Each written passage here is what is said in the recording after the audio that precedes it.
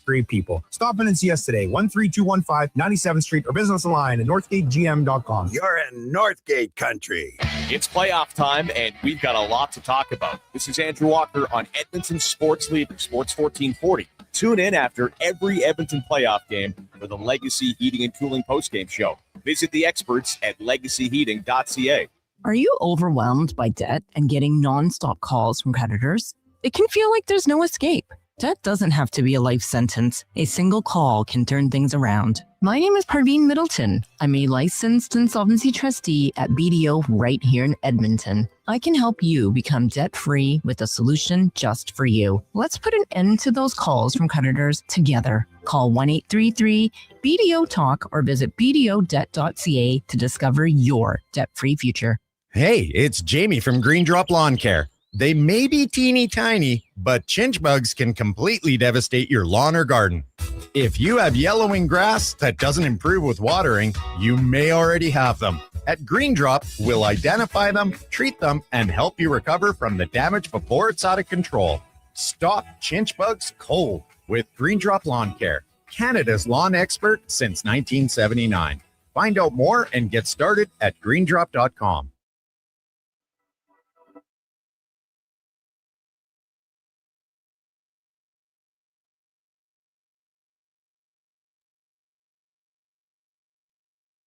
The Lowdown with Lowetide on Sports 1440. Can you fit Sports Encyclopedia on a business card? Presented by Wolf GMC Buick. We're making it easy. WolfGMCBuick.com.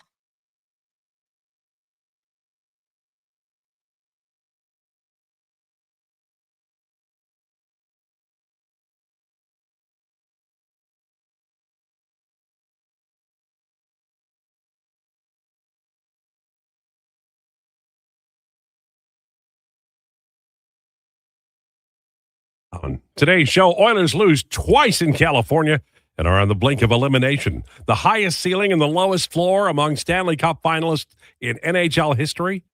I think so. Honestly, I think so. This is the Lowdown, brought to you by Wolf GMC Buick. It's Truck Month, featuring their best deals of the year. Ask about 0% financing plus extra discounts for Costco members. WolfGMCBuick.com. As you know, we are live on Sports 1440 AM radio. Also on YouTube, iHeartRadio, sports1440.ca, and Radio Player Canada. Our headliner of the day, we have two. We have Rachel Krychak and we have Jason Krueger. We also have declinations on the way. Going to be a very busy show, as you imagine. And after the show, we're on Apple and Spotify podcast. We're on Twitter at Lowetide, at Declan Krueger, at JFenwick04. And by the way, we tweeted out on X the entire show after the program. You can text us now at 833-401-1440. I mentioned Rachel at 1240, Jason at 120, and declinations at 140 today as we get ready to talk about, oh my God, what a game. Before I do that, before I rant and rave and everybody here rants and raves, I want to do the introductions. He loves hockey and basketball and football and olives. And he somehow makes it work. Ladies and gentlemen, it's Josh Fenwick. Josh Fenwick, everybody. No, I still need to be clear. I hate olives. No, but you bought olives. They're disgusting. And that's going to be... Hey, I like the girl I bought the olives for. That's what I'm saying. I do not like olives. Are you denying olives are you're saying olives have no importance in your life? I'm not saying that olives have no importance in my life, but to say I like olives is maybe not you'll true. develop an interest in olives. No, I'm good. Maybe you can go to the park. Never been for me. Okay. All right. We'll move on. He predicted Oilers in 4, and now people are blaming him for the Oilers being down 3-1. Is that fair? No. Should I bring it up? No. Will I bring it up? Yes. Ladies and gentlemen, it's Declan Krueger. Declan Krueger, everybody. Yeah, I certainly did. Had a lot of reasons for doing that as well. Listen, let's get to what people really want to hear. The olives. Now, you brought up the olives thing with Josh. Let me put you guys on to something. Josh, maybe you a little bit less so. Piece of toast, peanut butter, sliced Kalamata olives, hot honey. Incredible. I have not tried this. I will. It's incredible. Karen has like lots of olives in the fridge, so that should be something we can do right away. I've had it a few times now. It is an incredible piece of toast. I threw it on my Instagram story this past weekend, got absolutely crushed for it, but I'm telling you, go out, try it. I was on Instagram, and then I forgot my password. And so I didn't even know you had Instagram. I do. I have on Facebook too, but I never go. I'm busy. I'm a very busy man. I don't know how you people stop by all these places. Can't we just have one spot? It was called MySpace, and guess what? It doesn't work. It's not a thing anymore. I remember I think I had a MySpace. Yeah. Well, I think most people did. That's where you swiped right. Was that MySpace? Yes, Okay. that's the one. That's All right. the one. Okay. Good job. All right. I'm going to talk about it, and then you guys can talk about it, and we'll all talk about it. A year ago in the playoffs, the Edmonton Oilers at 5-on-5 through 22 games, the entire postseason, at 5-on-5. With Connor McDavid on the ice, they scored 21 goals and they allowed 21 goals, 50%. And when him off the ice, they scored 31 goals and allowed 21 goals, 60%. Now, you may say to yourself, Lowetide, why is that? Well, the reason is Connor McDavid was targeted. Connor McDavid was playing against the best possible talent on the other side. And he had to fight a much tougher battle, as he always does, to score goals, and he always does. And one could argue that 50% goal share against the world's elite is damn good. But as he ages out of his prime, we don't know that he's doing that now, but we'll know in 5 years, that's going to be a more difficult chore.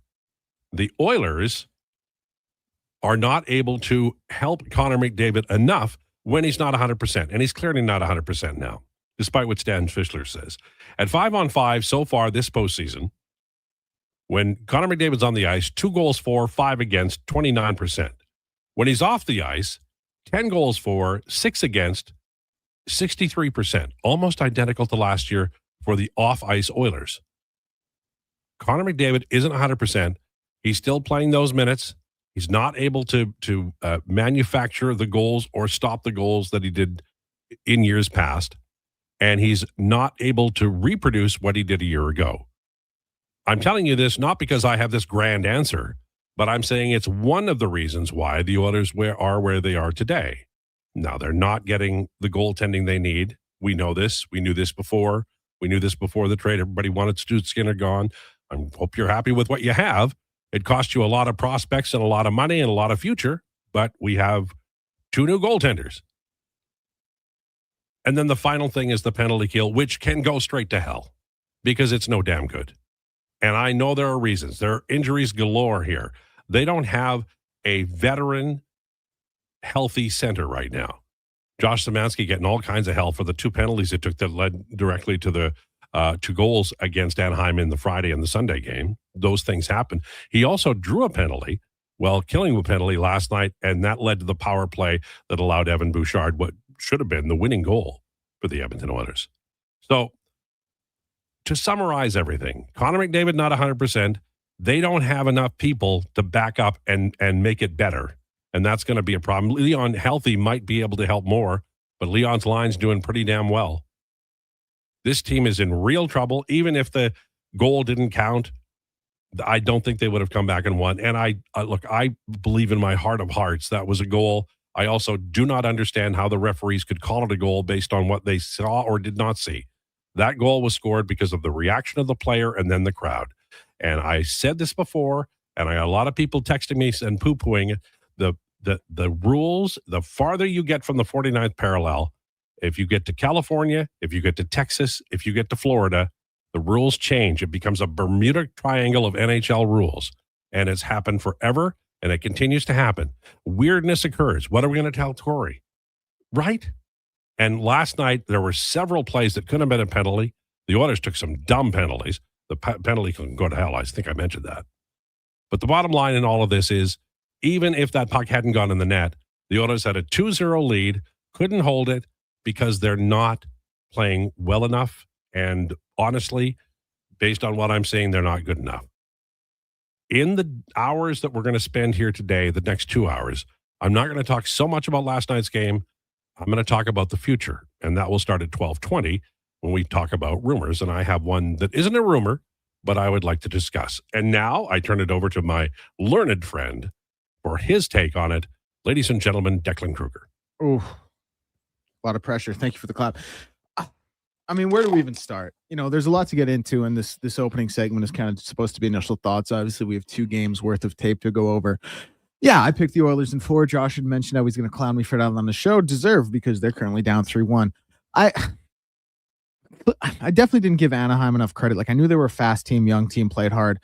Eddie had asked me when we recorded Elks Nation this morning, he's like, what makes you think the Oilers can still come back and win it? My answer was like, listen, they can't hold on to leads, but they can get leads. And there's something to be said for that when your best players aren't being your best players. There's a lot that goes into this. Like, Edmonton takes their foot off the gas, but Anaheim has this thing where they keep their foot on the gas, but they go from 120 to 140.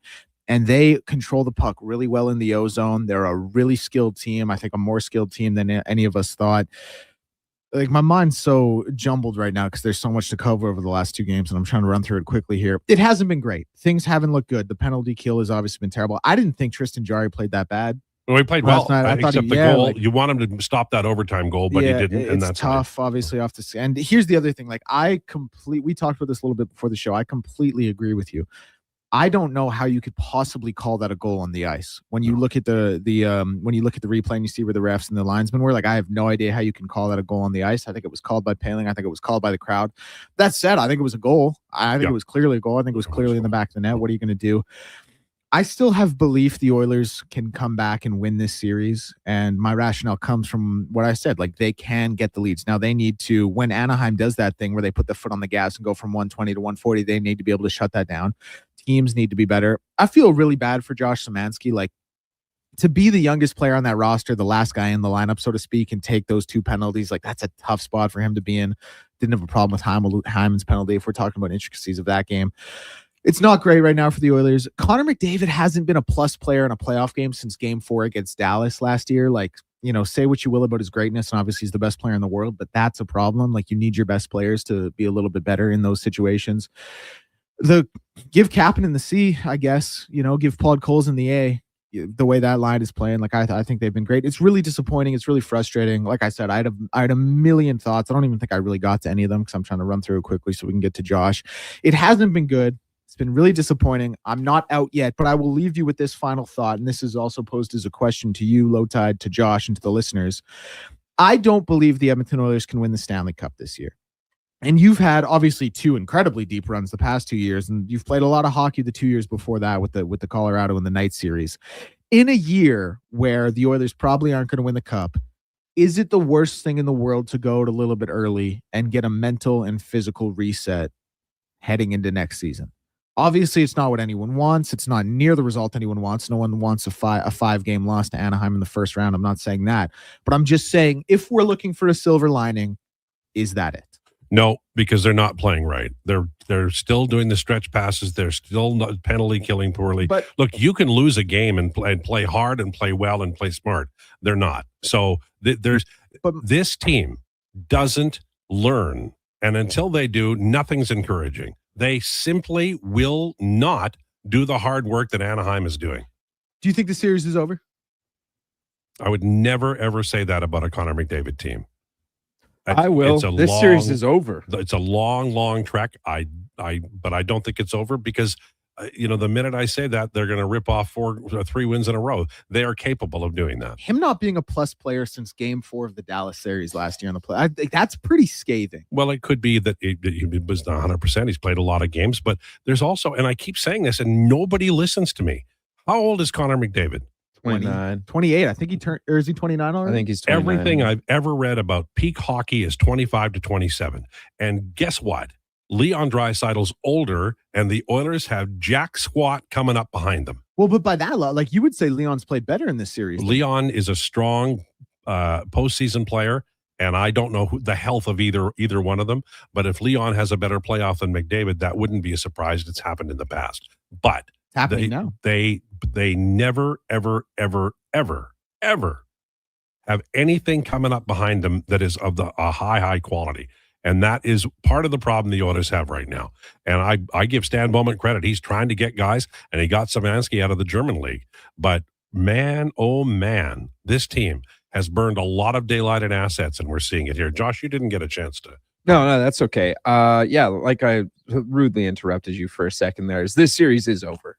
Like, I'm sorry. I'll pick against Connor McDavid. I feel fine saying that because I'm not picking against Connor McDavid. I'm picking against the fact that the third and fourth lines of the Ducks are absolutely rolling and the Oilers lines are not. I mean, the Ducks are playing the fourth line against Connor McDavid, and he's still a net negative.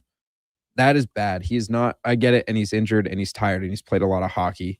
The top dogs of this team have. They have gone through the ringer the last 3 years. And so I understand, and they're tired and they need an off season, a full off season, because you see it every year when they come out. This year in particular is like, man, it was a bad start to the year and the fans need that break as well, I think, in my opinion. But they have looked poor. And the fact that we're not sitting here complaining about goaltending because like the goaltending has been A grade or even like it's been about C. Nobody C- expected maybe. A though. Nobody expected A. I think C is harsh too. Interesting. I mean, the goal totals are pretty, like, don't get me wrong, it's pretty bad. But the actual optics of how the goal, like, I'm not saying it's are been playing A+. well. The I'm not goalies saying are it's A+, playing. but Honestly, C in my seems opinion, the harsh. goalies are playing well. I thought Tristan Jarry had a good game. The defense is playing soft as baby poo in front of them. It is so I'm not an Oilers fan, and it's so aggravating to watch, just like leaving your guy out to dry there. Like the play I think about is Friday. I forget who it is scored. Might have been Granlund, but they send the puck down towards Connor Ingram, and 3 Oilers and 3 Ducks go down, and it comes off the wall. And it goes right towards Connor Ingram, and one Duck is like, oh my God. And again, I think it was Mikael Granlund, and he grabs it. What do all 3 Oilers do? They turn away from the puck. So it is a one-on-one within 4 feet of the back of the net with a Ducks player and Connor Ingram. I'm like, oh, well, that's a goal. And Connor Murphy barely comes around to try and stop the shot. And what happens? It's a goal. Like, they're playing bad in front of their goaltenders. They're playing poor team defense. They do not look like a team that can, in my eyes, come back in this series and win. Here's the thing. They can, but they have to start playing smart. And by that, I mean the gapping is wrong. The difference between the defense and the forwards on outlets is too far. Those are stretch passes that are going to get intercepted or be used for icing. That's it. Those are your options. Once in a while, you'll get a good stretch pass. Early on, Bouchard made a pass to Leon. It skipped over his stick, but it was a really nice pass. Bouchard can certainly pass, but they're too long. That you have to. I don't know if the forward coach and the defense coach ever talk to each other. I have no idea. But based on what I'm watching, I think the answer is no. That's not going to work. The read and reaction. There are some players on this team who are really good at it. There are some who are bad. But even Matthias Ekholm, who I hold in high regard, has made a couple of mistakes, certainly last night, that cost the Edmonton Oilers. I don't know how that pass got across on the second goal. His stick was right there. It didn't happen. And he also got, like, walked a couple of times. So there's some problems there, and maybe there's too much in their head, and maybe they're thinking too much and to try to do too many things. But the first thing they can do is stop the gapping. The second thing they can do is stop the stretch passes. And the third thing they can do is have support on every shift from every player. And if you did just that and lost, I'd be more encouraged about this team. Right now, I'm telling you, I've watched a lot of hockey in my life, and I'm going to tell you this, and then we're going to take a break. The job of a coaching staff is to make the players better. That hasn't happened. When that doesn't happen, there's one thing that happens, and it's going to occur this summer. On the way, we have rumors. We have Rachel Krychak coming up 12:40, Jason Gregor at 1:20, Declinations at 1:40. What have you got for us today? Yeah, probably. I don't know, like probably little mama MMA, little get your takes off Monday.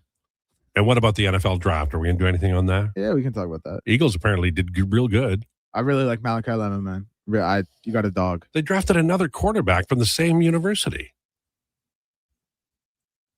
Why did they do that? Trust in Howie. Yeah. Okay. Good point. All right. On the way, rumors. This is the Lowdown with Lowetide on Sports 1440. We're brought to you by Wolf GMC Buick. And on the way, there's rumors. And don't forget, we have Rachel coming up at 12:40.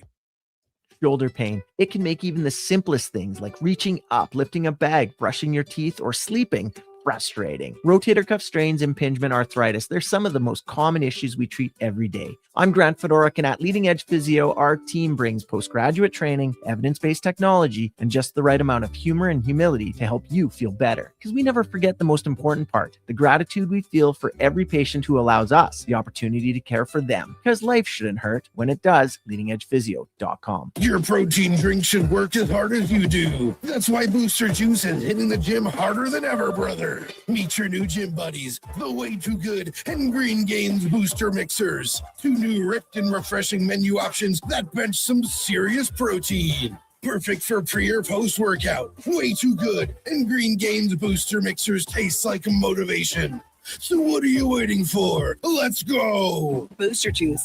Canadian born, blending since 1999. Whether you're a craft beer connoisseur or more of a wine aficionado, there's always something new to discover at Sherbrooke Liquor, a unique, family-owned, independent liquor store. The selection? Incredible. The non-alcohol section is also very impressive. Sherbrooke Liquor, expert, knowledgeable staff with a passion for unique finds. More than just a liquor store, we're a community. Alberta's best, the one and only Sherbrooke Liquor. Wine, spirits, and oodles of beer. Visit SherbrookeLiquor.com. Craving a dining experience that rises above the rest? Head to Summit Restaurant in the Silent Ice Center, just minutes from South Edmonton Common. Savor exceptional house-made pizza, delectable entrees, and expertly crafted cocktails in a stylish, modern atmosphere.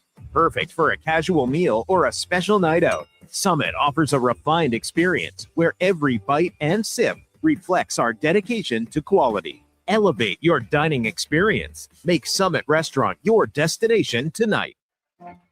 Do you work for a company that wants to reach people who love sports? Or maybe you're looking to hire people who love sports.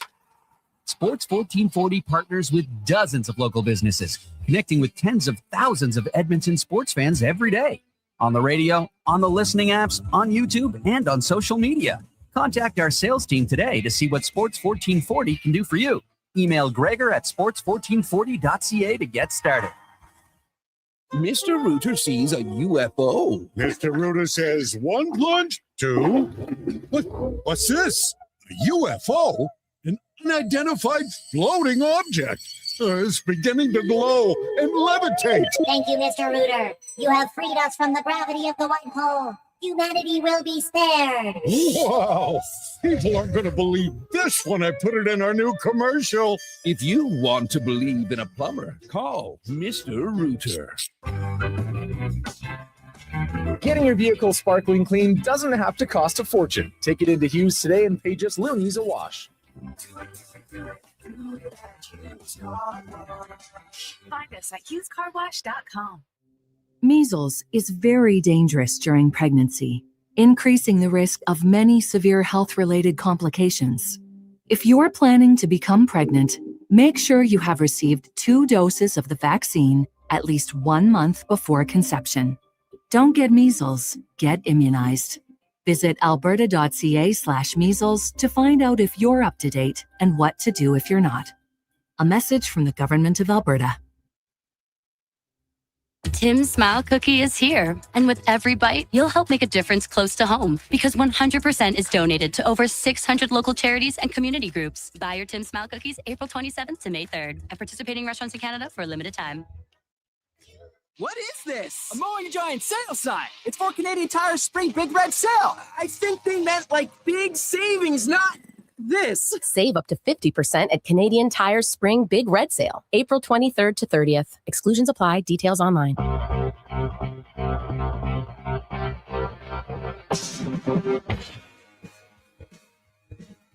He's the only person to win an arm wrestling contest with the Philly Fanatic. The Lowdown with Lowetide, now on Sports 1440. Presented by Wolf GMC Buick. We're making it easy. WolfGMCBuick.com.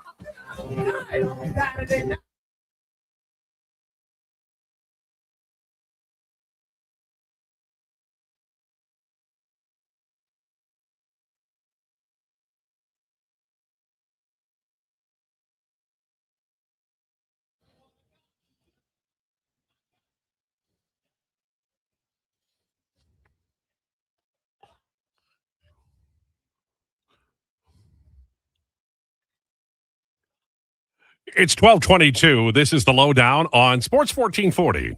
Brought to you by Wolf GMC Buick. It's truck month. Check them out at wolfgmcbuick.com. Well, everybody's happy. Oh, wait a minute. That's the wrong script. Everybody's unhappy. But at least we've got sunshine and the spring coming. Right?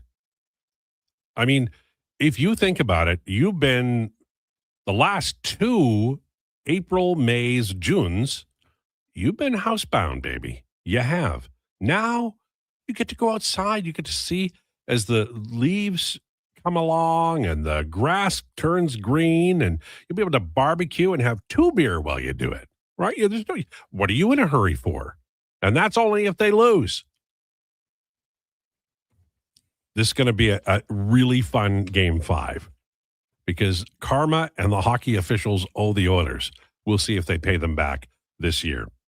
It's time now for Rumors, brought to you by Great Canadian Solar. Great Canadian Solar has been helping homeowners and businesses harness the power of the sun for 15 years. Invest in solar and yourself. GreatCanadianSolar.com. Okay, here we are. We are absolutely looking at the game that was the Edmonton Oilers last night. I mentioned at the top, we talked a little bit about the goal that was allowed that was called by a non-ice official who was not, anywhere near the net. And we surmised that Ryan Paling's reaction and the crowd reaction had another what'll I tell Corey moment, and the Edmonton Oilers are on the short end of that. Now, the Edmonton Oilers have had luck on their side and the officials on their side in the past. So this isn't like a one-way street. If you want to bitch and moan, then you should become a Buffalo Sabres fan. They've really got an axe to grind. But life goes on, and the game is over, and now they're down 3-1. Now, 3-1 sounds catastrophic, but if you win Game 5, and the Oilers are certainly capable of doing that, then all of a sudden you just got to win one in Anaheim, come home, and crown yourself. The Oilers can do it, but here's what they can't do. They can't play the way they played in this series. Do you remember I was yammering on, as I always do on this show, and I was writing about it, the fact the last 11 games, the Edmonton Oilers outscored the opposition 37-24. And look, I know they were all different kinds of competition. There were good teams in there, and they were beating them. And they were beating them soundly. Why? Because they were playing a structured game. They were playing within themselves. They weren't panicking. They weren't trying to do too much, and it was working. And by the way, they didn't have some pretty good players, as you'll recall, during that time. They were rolling 4 lines. Everybody was impressed with that 4th line with Frederick and Colton Dach. Now, all of that's gone. All of it's gone. Now we're back to what the hell? Stretch passes to nowhere, being intercepted everywhere, getting hemmed in, taking stupid penalties, and a penalty kill that needs to go to hell. So the Edmonton Oilers as a group of grown-ass men and the grown-ass coaches who are supposed to inspire them, have to sit down and say, okay, we've played well in the past. We played structured hockey in the past. Maybe we should do that again. Maybe instead of trying to take the puck from just above the goal line and send it 180 feet every damn time, maybe you have a couple of short passes in there, or maybe you transport the puck out. Give a different look to the other team. And yes, they are going to overload and pressure and forecheck. And you have to come up with a solution for that. The solution could be something like a short pass to a player coming through the area that you're in with steam. They can do that all the time with McDavid. He's got fantastic torque, even though he's not 100%. But you can't keep doing the same damn thing, and that's what they've been doing in this series. Those stretch passes they can work, but not when you use that all the time. The Oilers are a one-trick pony. They're the easiest team to play against I've seen in a long time. And the difference between their ceiling and their floor is the largest that I've ever seen among what I consider to be a strong Stanley Cup contender. And at some level, I said it last summer, I'll say it now, the goaltending doesn't matter until you straighten everything else out. If you want to win, you're going to have to get an elite goaltender. I don't think there's much doubt about that. But with what you have, you can win this series simply by playing smart and being less predictable. The Oilers are so predictable. And here's an idea. Don't take stupid penalties. There were a few last night, and they paid for them because the penalty kill can't do jack doodly. There was a lot of talk about a man named Vitaly Pinchuk, who played in the KHL last year, coming over here. About the last 2 years or so, people have been interested in him. He is signed with the Nashville Predators. The Los Angeles Kings and the Predators were the last two teams in on him. Just about everybody was bidding on him. He played last year with the Dynamo Minsk KHL team.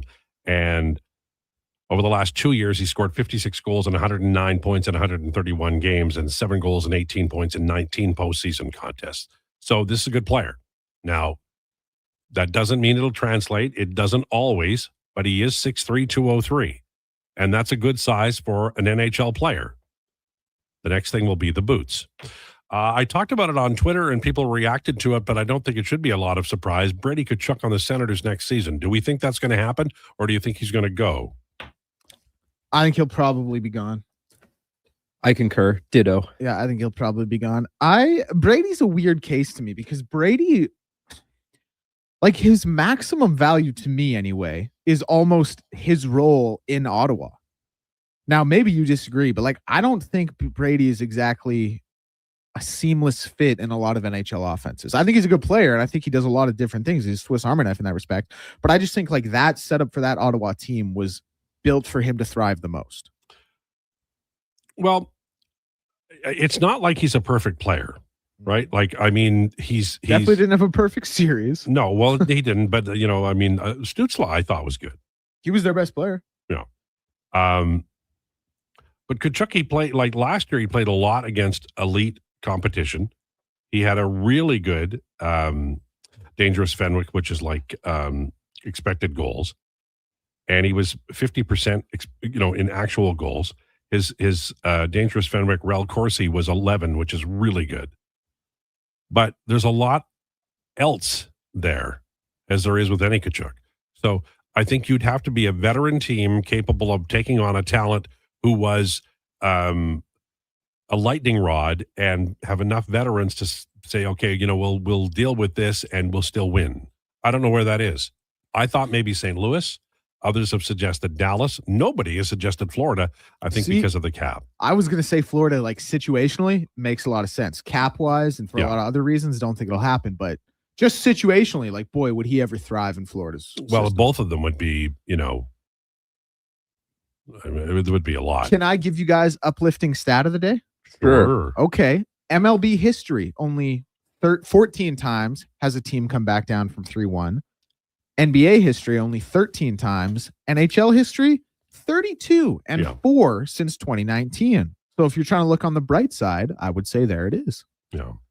I think they can come back. I know Josh has strong feelings about this. I think they can. He yelled at us. Yeah, Did you he hear did. that? I raised my voice. Well, you also lifted your hand in a fistular kind of way. I did not. I moved my hands around. I don't want to hear I think this. there were people in the room intimidated. I don't want to name names or anything. But Not me. Josh, you would admit that there have been elements of their game where you look at and you're like, they can win the series if they do. I'm not going to say X, Y, and Z because it's kind of just been if they do X. Like Sure. if they can yeah. Listen, yeah, I totally agree. That being said, we have talked about that. This was 4 games, 86 other times this year. That's it. Like we've had the same problems all year long. they have to play smart. I don't think they're going to. They look, it starts at the top. Connor McDavid's hurt. So, and Leon Draisaitl's not 100%. So assuming that they're still the leadership group based on how hurt they are, then they have to play responsible hockey. Both are capable, and it has to start there. And they have to stop taking penalties. They have to improve in all areas. But it's not like they can't do it. They just have to stop being so easy to play against. Like, honest to God, I remember watching Florida. They just hang around the blue line, wait till these jobs send us the puck, and then they did, and it would turn over and be back in the Edmonton net. Just brutal.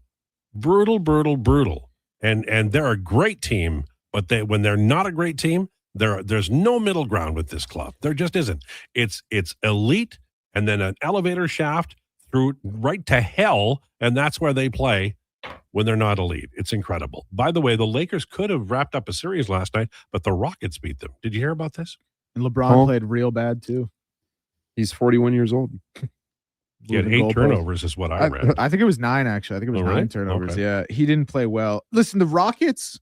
Are you sure it says here 8? Yeah, maybe you're right. It might have been 8. Right. As much as we kind of crushed the Rockets and have crushed them throughout the series, I think we can all agree that the Lakers probably weren't good enough to win this in 4. And as much as we don't like the Rockets, probably weren't bad enough to lose in 4. So a game made sense. Now, can the Rockets come back and right the ship? Boy, that'll be interesting to see. I don't think they can, but I don't think they were bad enough to lose in 4, and I don't think the Lakers were good enough to win in 4. Okay. The series could be 2-2 if not for a Reed Shepherd turnover with 20 seconds left. They're better with Kevin Durant off the floor. Couple of quick things. Odell Beckham and the Giants are still talking, but nothing. Would you like to see him back there? No, I don't think he's a very serviceable NFL player anymore. I don't think he has been since 2016. He plays the Giants. He plays in the Eagles division. They should sign him and play him a lot. You understand what I'm saying? Yeah, I hear you. Like, Odell Beckham's funny in the sense that, like, on raw talent, he could be in the league at like 41. You know what I mean? Mm-hmm. But obviously with injury and the fact that you need a heck of a lot more than raw talent to be in the NFL, he just doesn't have a role. Like, look at him in a Baltimore offense that didn't have a single wide receiver. Look at him on the other end of the coin in a Miami offense that had so many receivers, and it was an embarrassment of riches that you thought he should be able to thrive because so much of the attention was on Waddle and Tyreek, and he couldn't do anything there. So I think his time is firmly over. But, you know, credit to him. Go get your money. Stay in the league as long as you can. In the NFL, not only did a Canadian get drafted in the first round, there were like 4 guys at least signed to undrafted free agent deals by. More. Yeah, is that more than that? Yeah, Okay, I saw 4. We were talking about that on Elks Nation today. Akeem Messidor, the guy you're talking about who was drafted, only member of the first round who was alive during 9/11. Oh, really? So he's a little bit older, Mhm. yeah, which, you know, I don't, good or bad, whatever. That's We a fun can fact. Debate other side of the coin. But shout out the Canadians getting the recognition. I love like it. this. I love it. It's so good. You know, I love the ball. I love the Canadian Football League. I wish these guys would stay, but I'm glad they go down there, make a bunch of money, come back and be a star. In baseball, Red Sox fired everybody. I mean, everybody. The Red Sox are, every once in a while, the Red Sox are like, geez, things are going too bad. You know, everything's going well. We look like we're making progress. We have to trade Mookie Betts. And this weekend, they decided to fire the manager, Alex Cora. There was a hitting coach, an assistant hitting coach, a bench coach, third base coach, Joe Cronin. And then they moved Jason Varitek to a different role. And now they're hiring back a bunch of guys. The Red Sox are not run efficiently. They're run like a 1975 furniture store where the big decision is what color to paint the new delivery van. And that's what it is. The players, they had a meeting after they fired everybody, and the players were told, don't ask any questions. Your job is to come here and play. I don't know how that goes when you tell multimillionaires that, you know, your voice doesn't get heard. Your opinion doesn't matter. But we'll find out. I'm sure it's a great place to play. The Bo Sox, everybody's happy. I mean, I don't care, but that's good news for the Toronto Blue Jays. Yeah. I mean, the Sox won the next 2 games or whatever, but like, whatever, man. Like, the Sox have problems. They got a lot of problems. So, and good news for the Jays, a lot of people coming back healthy as well. So, yeah, well, Savage is this week, right? He's going to pitch tomorrow. I think it's Tuesday. Yeah, so tomorrow. Okay, look forward to it. Okay, Jason Krueger coming up at 1:20 today. We have declinations at 1:40. On the way, Rachel Krychak. We're going to talk about the Oilers game, their chances of coming back, that goal, and a few other things, including the future of the Edmonton Oilers. Lowdown with Lowetide on Sports 1440 and YouTube. We're brought to you by Wolf GMC Buick. Come for Canada's largest trade shows, the biggest names in entertainment, exhilarating sporting events, and more. And stay for the experience at the Edmonton Expo Centre. Looking for the perfect place to host your next big event? From trade shows to galas, meetings, and concerts, the Edmonton Expo Centre has the space, event expertise, and service to make your next event unforgettable. With over 522,000 square feet of flexible event space, in-house catering, and operational expertise, they bring your biggest vision to life. Learn more at edmontonexpocentre.com today. One app, triple the action. Play Alberta is proof that good things do come in threes. Whether you're into playing any of our exciting casino games, betting on your favorite professional sports teams from around the world, or buying into Canada's biggest lotteries, Play Alberta is the province's only app to do it all. Download today and discover a new way to play. Must be 18 plus to play. If you gamble, use your game sense. You see it? Fusion Promo Marketing can make it.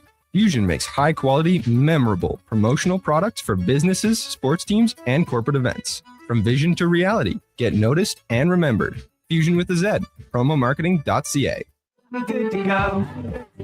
With Mortgages to Go, you'll be good to go. MortgagesToGo.ca says yes when the banks say no. That's why Alberta has trusted Mortgages to Go for over 23 years. If you need cash and have equity in your home, you're approved instantly, guaranteed. Call 1-888-888-5998. That's 1-888-888-5998. With Mortgages to Go, you'll say, I'm good to go.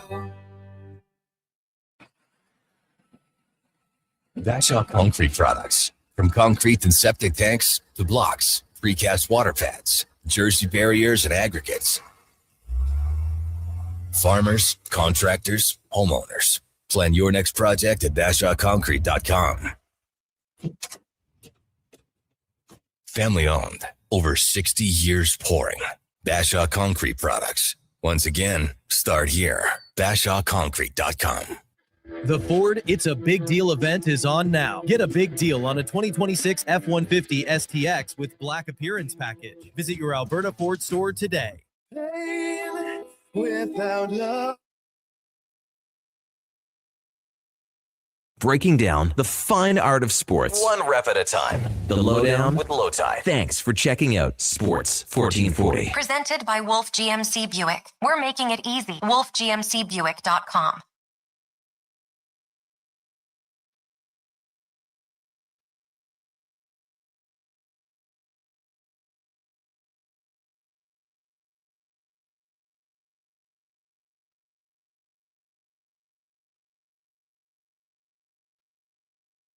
Lowdown on Sports 1440 for Wolf GMC Buick. 1240. Nice day out there. It's definitely spring. It's time for our headliner of the day, Rachel Krychak. A playoff season is here. The last thing you need is debt stealing the thrill. A free consultation with a local Faber licensed insolvency trustee could be the turning point. Visit faber.ca. We are now joined by Rachel Krychak. How are you today? I'm good, Lowetide. How are you? I'm very well. Have you been golfing this week? I have been, yes. I got my first eagle on Friday, so nice. Was it a what par was it? Par 4?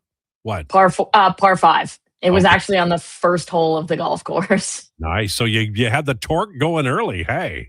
I did, yeah. So pretty happy with that. Golf season's off to a good start. I guess we've got a few more teams on the golf course now and a few more to come too. Love it. Sounds good. All right. Was the puck completely across the line, and how could an on-ice official call it a goal from their vantage point? Okay, so those are two separate questions. How can an on-ice official call it from their vantage point is where I'm going to opt to start, and the answer is they can't. They're guessing. I think that there's no other way you can say that based on where they were standing and the angle with which Jari's pad and skate were at. There is nobody that can tell you with absolute certainty that they knew that the puck was in. And if they are, they're lying to you. That is literally how that works. And we could just leave it there. And it's a judgment call. And that's what the situation room is there for. And so, yeah, we're fine with them making those judgment calls. Was it completely across the line? I would say the answer is yes on that. I think the best solution here, and I've seen a lot of people bandy this about, and because I am very intimately familiar with soccer, I'm going to tamp this down right away. You cannot have the same goal line technology in soccer that you do in hockey, because in soccer, there's no equipment to account for, and they use the cameras across the goal line to figure out whether or not the ball crossed the line. And in hockey, there's equipment. That's what we were dealing with right here, is there is equipment. So that wouldn't be feasible. I think the best solution here is to measure the width, like the diameter of the puck, and put a line at, like, in the net and use it as if the puck touches this part of the line, like this line, we know the puck is completely in the net at that point, right? And obviously you would have your weird things for if the puck is on edge and things like that. But generally speaking, for a situation like we had last night where the puck is flat on the ice and we're not really sure per se, if that line's across and the puck's touching that line, I mean, the puck is a complete circle. So it's not like you would have a diagonal or anything like that. I think that's a way that they should maybe look at it. But the reality is I think if you use your brain and you know kind of what a circle looks like, which we all should, you know that goal was probably in by about 1.5 millimeters. Yeah, I think that's fair. Here's a more pertinent Oilers question. When a team can't hold a 2-0 lead in a vital game, does that team deserve to win the game? No, they do not. No, if you cannot hold a lead, and granted they had a 2-0 lead very early, but a 2-0 lead like that is, and no one's going to accuse either of these teams of being good defensively. Like that is most certainly not the case. But when you have a 2-0 lead and you're capable, as the Edmonton Oilers have shown, especially into the last little bit of the season, that they're capable of playing fine defensive hockey. If you cough up that lead, you don't deserve to win the game. And you have to know, and the Oilers would certainly know this, that one of your best players, maybe even both of them, are not completely healthy. And you have to be able to lock it down because you cannot depend on them to put up 3 points a night. And so I think when you get the secondary scoring that you do and you have the 2-goal lead, you have an obligation to lock it down defensively. And it's not that they locked it down defensively and just got beat from some really good plays. They were very poor defensively last night. And I don't think that you can say anything other than that, and that they need to do a better job if they have a hope in making this a 6 or 7 game series. So with that in mind, which goalie would you go with in game 5? You want Jarry to stop that puck, but he played pretty well before then. Who would you go back to, Ingram, or would you stay with Jarry? I mean, do you have another option? Like, that's where we're at. I cannot believe we are having this conversation again. And genuinely, I think I would take Stuart Skinner, which is like a non-zero factor in all of this, given that he was pulled from his own team's situation. I think you probably have to go back to Tristan Jarry, though, because, yes, you need him to have that goal. Like, you absolutely do. But on the whole, I thought he performed better in game 4 than Connor Ingram did in the first 3 games. And the reality is if the team is playing just slightly better defensively in front of them, you probably don't get to overtime in the first place, and we aren't having this conversation. But at this point, you're do or die. Who do you trust the most? I mean, my answer is neither. I think that it's genuinely ridiculous that we're having this conversation again. But I would probably just go back to Jarry simply because his body of work in yesterday's game was better than Connor Ingram's over the first 3. That's fair. Rachel Krychak, our guest from Betalytics on Sports 1440 in the Lowdown with Lowetide. We go from Edmonton to the man who built a lot of this Oilers roster, Ken Holland in Los Angeles. Were they ever in that series against Colorado Avalanche? Every time I watched it, it looked awful. No. That was, I mean, I am going to get a lot of flack for saying this, and I don't care.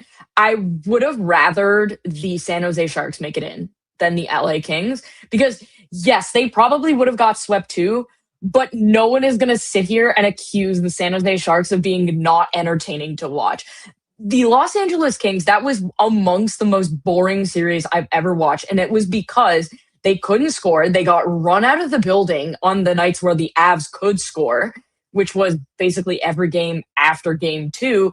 And so you look at this and you're like, that was a waste of 8 days, as Daryl Sutter coined the phrase many years ago, I think over a decade now. He said playing Colorado is basically a waste of 8 days. And that's what that was. That was a complete waste. They were never in the same category. I mean, there was not a single part of the game that the Avs were not better in. And let's not forget, Nathan MacKinnon went multiple games without scoring. If Nathan MacKinnon is at his very best from the start of the series, Colorado wins every single game by 3+ goals. That's not a real playoff series. I mean, we talked about how ridiculous the West was this year with the Central and the Pacific, and just the mismatch between that. I mean, we saw it in that series. LA looked like they were playing a completely different game, and it wasn't like the Carolina Ottawa series where all of those were close games, and it very well that series could be 2-2 right now. It just, the bounces didn't go Ottawa's way. Ottawa's a much better team than that series score kind of makes it look like, whereas the Kings losing 4-0 is exactly what it looks like. They were far and away like just out of it for the entirety of that series. The two best series to my eye, Lightning Canadians and Wild Stars. But that doesn't mean that it kind of means Colorado and Buffalo are in really good spots, right? If Buffalo closes out their series, they'll be rested. I think Colorado's going to get over a week here, I think. That has to bode well for both of those teams.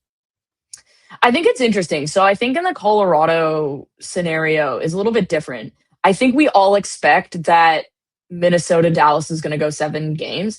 And a fun little stat, no team that's ever swept a series that played against a team who won a 7-game series has ever actually beaten the team that played in the 7-game series. So it's been advantage for the team that's played more. And I think Colorado getting that big of a break might actually be detrimental for them. Whereas I think in Carolina, like, they need the time to get better from a health perspective, specifically with Nikishin. And then you look at Buffalo, they're pretty well decently healthy here. And so I think you kind of want to keep this going. Yeah, of course, you'd like to finish it in 5. You don't need to give the Boston Bruins any inkling that they can come back, because they will make you pay for that. And I think that side of it, there will be an advantage, because the Montreal Tampa series is an absolute all out hatred, war. Noah Dobson's not even playing, but like Juraj Slavkovsky got hurt. We've got Nikita Kucherov going down hard. Like, these guys are going to be in rough shape. Whereas I think with Colorado healing and maybe having a little bit too much time off, that it might take them a game or two to find their game again. Okay, that's good to know. Okay, here's your question of the day. Okay. Would Bruce Cassidy and Jesper Wallstedt constitute a good summer of procurement by the Edmonton Oilers? What does it cost you? Because, I mean, you could have simply drafted Jesper Wallstedt in his draft year, but you traded down 2 picks to take Xavier Bourgault and eventually Luka Munzenberger. Like, to me, when he was sitting there on the board, that's a walk to the stage, make the selection, thank you, good day, sir, and be done. So the fact that you're now having to give up assets, I don't know if you can constitute that and say that that's a good summer, because you should have just had him in the first place. To do nothing, though, if Jesper Wallstedt or Philip Gustafsson, for that matter, is available, I mean, I don't know how you're not doing something about that. I think you absolutely have to. Bruce Cassidy, a little bit of a different story. Bruce Cassidy is an excellent coach, and defensively, he's got one of the best systems in the National Hockey League. So do I think he'd help the Oilers defensively? Absolutely. But it is kind of well known at this point from Boston and Vegas that he grades on players. And I don't think you need to give Connor McDavid or Leon Draisaitl, specifically McDavid, though, any reason to want to leave Edmonton, because it feels like you're already doing a pretty good job of making it seem like you don't have what it takes to put together a contender at this point.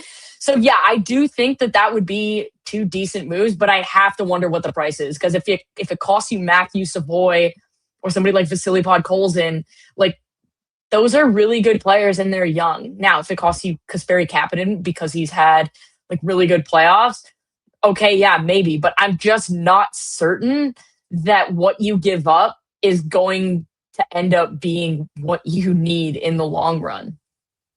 Do you think, I wrote about this in The Athletic on the weekend and it got a lot of response, but I think that this is one. Now, if the Oilers disappoint again next year, they'll go to next summer trying to, sign Connor McDavid to an extension. And if there's any hesitancy at all, I think that could be the house of cards that collapses, because we haven't talked about this, but Leon Draisaitl is signed, I think, to 2033.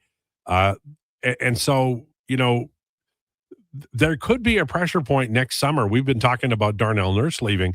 The the timeline here for maybe the slight dismantling or great dismantling of this team might be a year and a half away, not later than that. It's not as far off as maybe we think. I would agree with that. I think Connor McDavid's been the consummate Edmonton Oiler. He's said all the right things. He's done all the right things. He's been wonderful in the community. He has given that organization far more chances than they have deserved prior to the last 2 seasons based on the team that they've given him and the goaltending that they've given him. I think that 2-year contract was very instructive as to what he's looking for. And we are already having one playoff run of the goaltending that hasn't been fixed. And if it happens again next year, I cannot imagine a scenario where McDavid is looking to extend at that point, because he said, okay, I've now given you an extra 2 years and you haven't proven to me that you can find me a goaltender. Now, Matthew Savoy, great. Vasily Podkolzin, great find. Evan Bouchard has been absolutely fantastic. You don't need star goaltending to win the Stanley Cup. You do need 900 goaltending, though. And they can't even get like 880 at this point. So I do think now, if McDavid goes, do I think Draisaitl's probably going to ask for a trade at some point? Yeah. The assets you could get for those 2 gentlemen would make your rebuild pretty expedited, I would say. I think you could have something pretty good pretty quickly. Obviously, you don't want to lose those players, but the reality of the situation is if you cannot prove to your captain and the best player on the planet that you can give him a team, including a goaltender, that is going to help him win a Stanley Cup, then yeah, I think that you have to look at trading him, because it's very difficult to believe that he's going to re-up again. A final one, and this just occurred to me. Does Brady Tkachuk stay in Ottawa, or is he gone this summer? I mean, first of all, congratulations to him and his wife. They had their second kid. I don't think you should be able to get away with not doing media when you're the captain of the team in Canada, and there's been a lot of noise around his future. And I don't think he should just get to appear on his podcast and talk about things. I think it's like, okay, absolutely go support your wife in New Jersey, let her have the kid, but you owe it to this fan base and this organization to come up here and answer questions from the media. So I don't think they should be able to let him get away with that. As far as is he going to stay in Ottawa, he hasn't said anything that would indicate that he wants to leave. His behavior is maybe a little bit different now. And I think he sees what happened with Matthew leaving Calgary.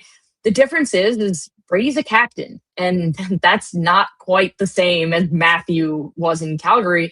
And Brady has a long-term contract. And so I think when you look at this, you really have to have a heart-to-heart with him and say, listen, do you want to be here? And if you do, you need to buy in, and you need to be a little bit more boisterous in your want to be here. You can't be going on your podcast and taking pot shots at your teammates sometimes. And so I think there's going to be a very difficult conversation. If I were Ottawa, I would absolutely want to keep Brady Tkachuk. Having said that, I think teams would pay a boatload for him because they have a misconception of what he actually is as a hockey player. But that's to answer this question, no, I think he would be a terrible trade for Edmonton. I don't think he would be good in Edmonton at all. I think if he wants out of Ottawa, Ottawa is arguably the quietest Canadian market there is. He's going to want to go either home to St. Louis or to a quiet U.S. market. If you can't handle Ottawa, you certainly can't handle something like New York or Minnesota or any place that has any level of media scrutiny at all. Rachel, thank you for this as always. Really appreciate it. Good chat. Good chat, Lowetide. Talk to you next week. There you go. Rachel Krychak from Betalytics. We're a little bit late. Jason Krueger coming up at 1:20. We'll talk about what Rachel talked about and trades and ideas and coaching all on the way. Lowdown with Lowetide is brought to you by Wolf GMC Buick on Sports 1440 and YouTube. It's time for an update with Declan Krueger. This is a Sports 1440 update. Brought to you by Custom Floors Inc. Floors done right for homes or for businesses. Visit the new showroom, 11577 149th Street. It's open 6 days a week, and it has Saturday hours from 10 to 2. And you can, of course, also visit customfloorsinc.ca and bring your next flooring project to life. NHL schedule tonight, just 2 games. Philly and Pittsburgh at 5. Philly leading that series 3-1, looking to wrap it up on the road. Vegas and Utah at 7:30. Utah leading that series 2-1.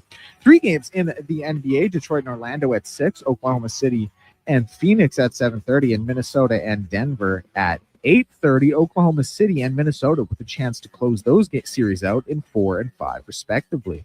MLB action will get going at 4:10 with the Rays and Guardians, Cardinals and Pirates at 4:40. And then at 5:07, the Toronto Blue Jays will be in action playing host to the Red Sox. You can hear that one here on Sports 1440 AM dial only. And it will be Cease on the mound for the Jays. Late game in the MLB sees the Marlins and the Dodgers at 8:10 with Yamamoto and Paddock on the mound. I'm Declan Krueger. This has been a Sports 1440 update. Sports 1440, Stingray Radio Station. CKJR broadcasts from West Edmonton Mall and Wetaskiwin. Download the free Stingray music app and listen wherever you go. Struggling to find skilled workers? What if you could fill your talent pipeline with motivated, pre-vetted youth and receive funding to support your efforts?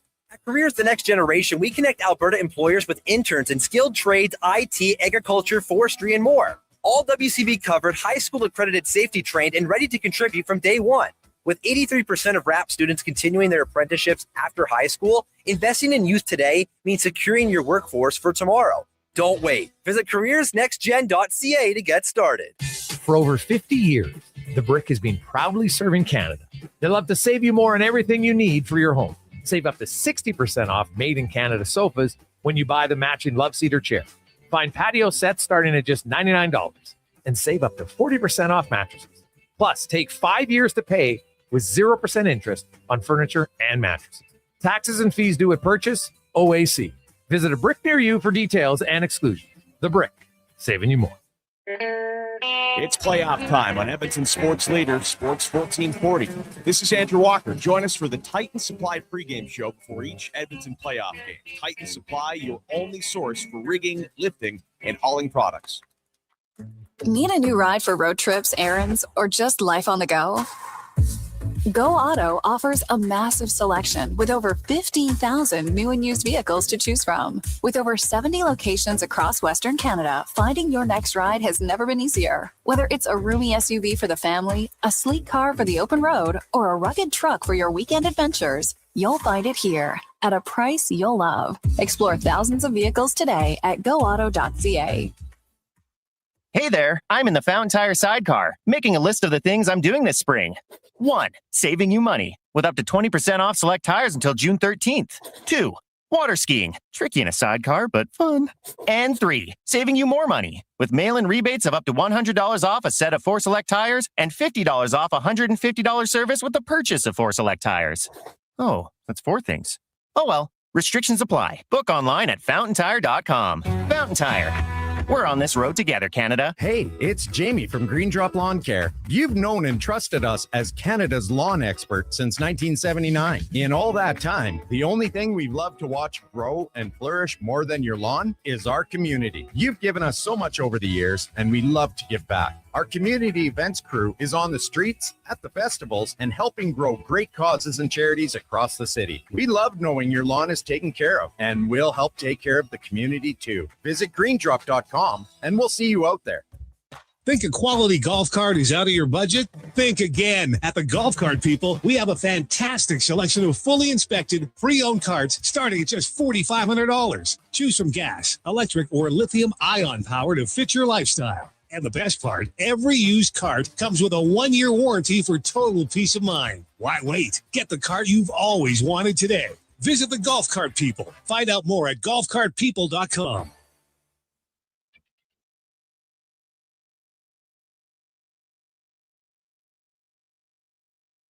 Breaking down the fine art of sports, one rep at a time. The Lowdown with Lowetide. Thanks for checking out Sports 1440. Presented by Wolf GMC Buick. We're making it easy. WolfGMCBuick.com.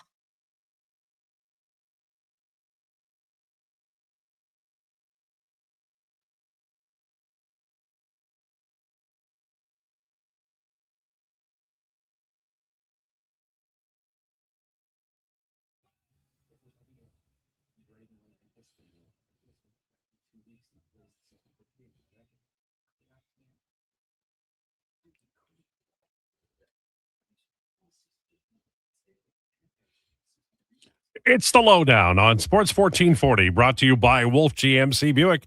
It's Truck Month, featuring their best deals of the year. Ask about 0% financing plus extra discounts for Costco members. WolfGMCBuick.com. What was that song?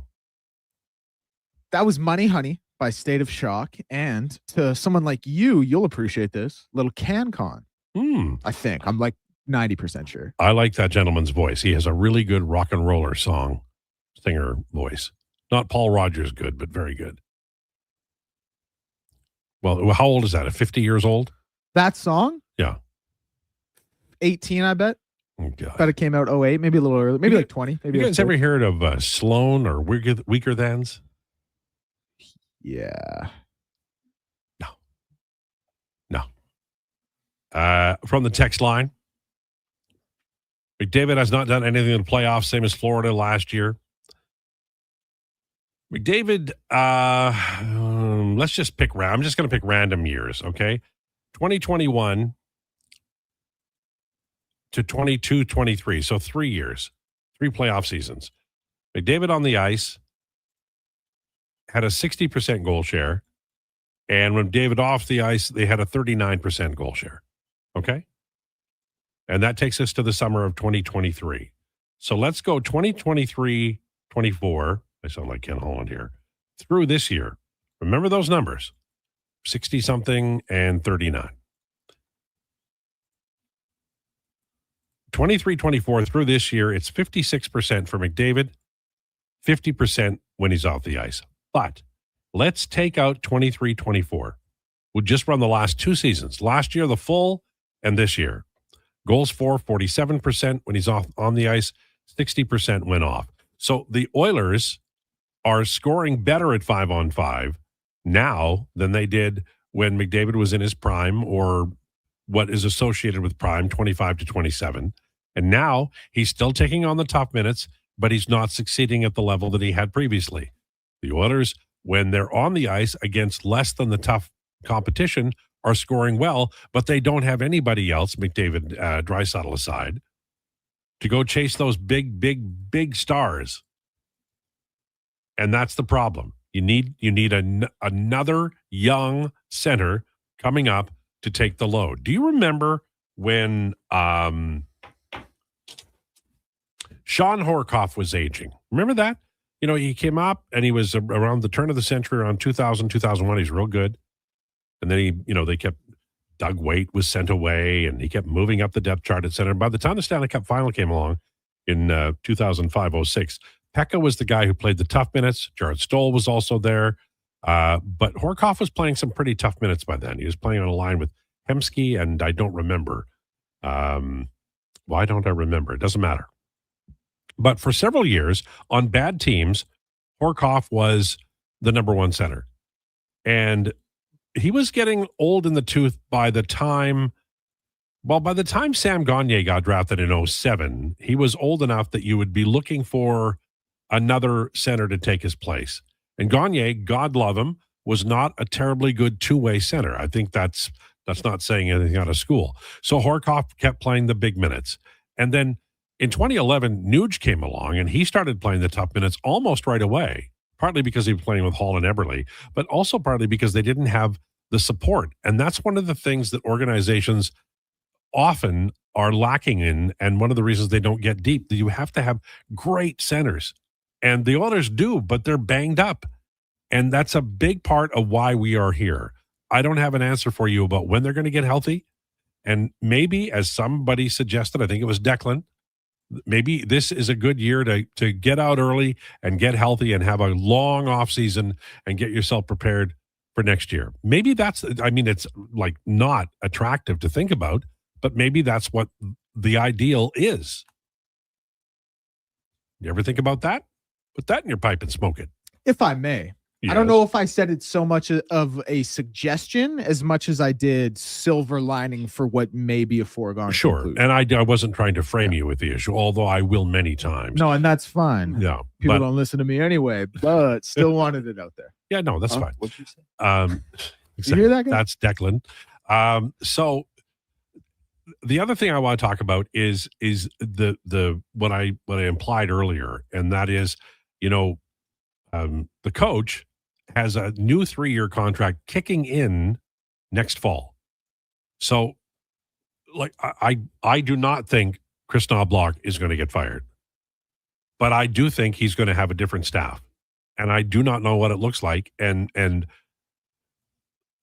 I feel like there's been a disconnect in the coaching staff from the beginning, right from the beginning, where they prepared all preseason with Draisaitl and McDavid on separate lines, and then right before the season, there's news they're going to play on the same line with Trent Frederick. And that didn't last like a snowflake in a hot place, but still that was the decisioning. And when you have that happen, it tells you one of two things. Either the coach is panicking, and I don't think, I don't know what would make Knobloch panic. He's the anti-panic. Or there are other elements at play. Somebody from above or somebody else said, we'd like to try this, and then that's what they did. And so I'm not sure that we had the Paul Coffey thing. I'm not sure that ownership or management or whomever was ever fully convinced of this coaching staff. And I think we'll see changes. I'm not hoping for anybody to get fired. I hate when it happens. But I think that this is not a seamless coaching staff, and I can tell because of the gapping and because the constant stretch passes, overuse of stretch passes that aren't working. They used stretch passes before, but now they use them too much. And I don't get it. I don't understand. They're a smart team, and they're not playing smart. That tells me there's something else. Don't know what it is.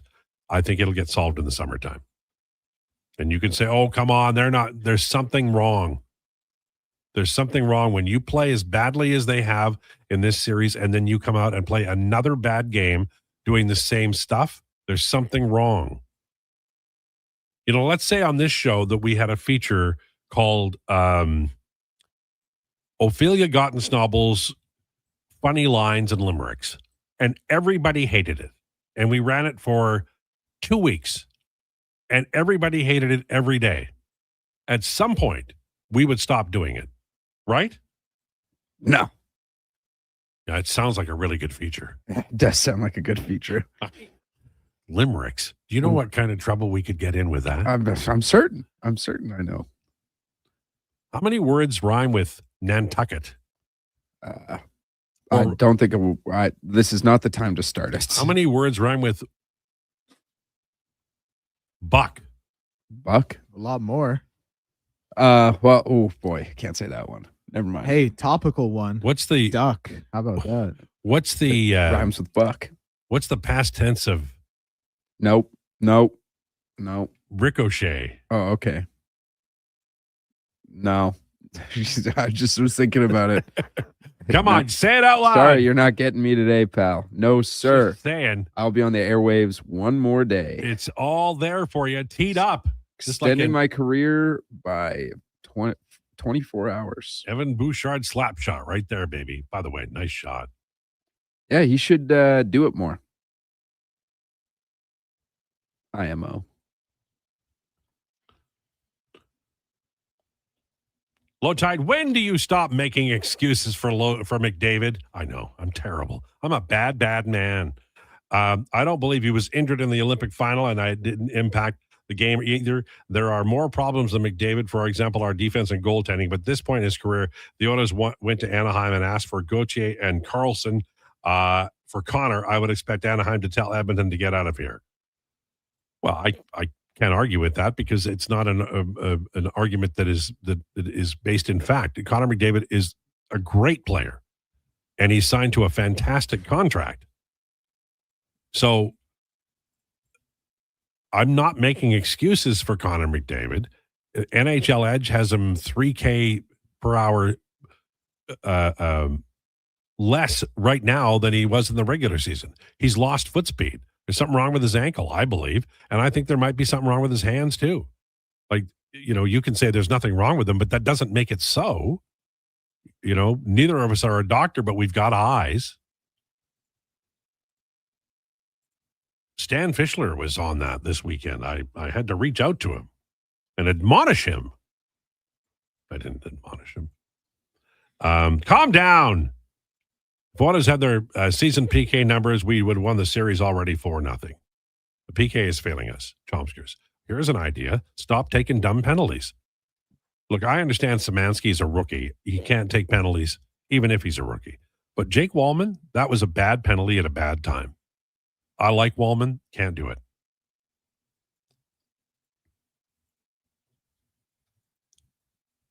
I think one way to evaluate the quality of your coach is if you get him to go and anybody else hire him.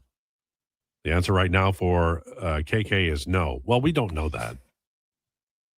He took the team to 2 Stanley Cup finals. He has to get credit for that.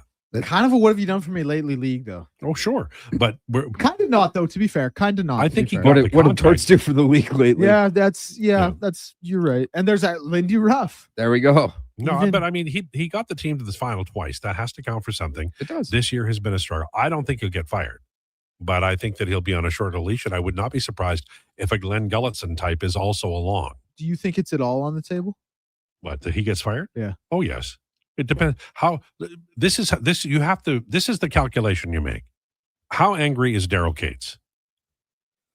Well, if he loses in 5, he's upset. He's really angry. Because, we can all talk about, well, this is possible. This team has one owner, and I think he's the reason Paul Coffey came here in the middle of the season.